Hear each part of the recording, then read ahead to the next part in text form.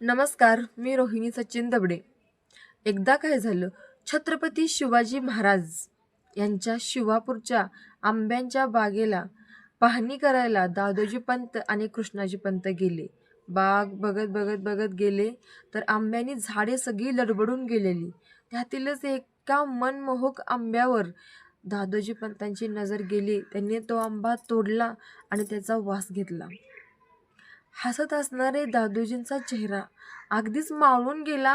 भीतीने थरथर कापायला लागले, रडायला लागले. मागे वळले, घोड्यावर बसले आणि गडावर गेले. खोलीत गेले.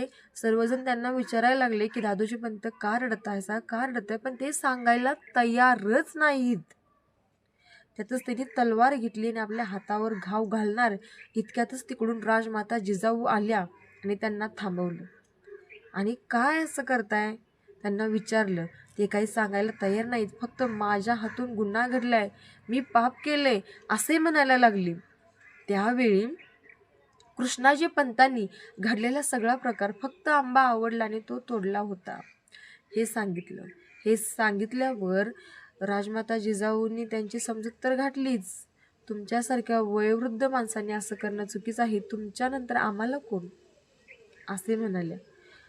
पण ते तरीही शांत बसले नाहीत. दादोजी पंतांनी ज्या हाताने आंबा तोडला त्या हातावर कधीच अंगर का घातला नाही. तो हात कायम रिकामाच ठेवला.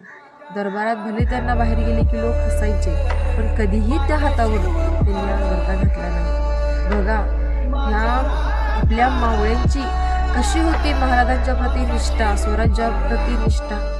जर आपल्या महाराष्ट्राला असे निष्ठावंत नेते जर लाभले असते आणि इथून पुढेही लाभणार असतील तर आपला महाराष्ट्र खरं तर भारतात नाही तर जगातही एक नंबर होईल.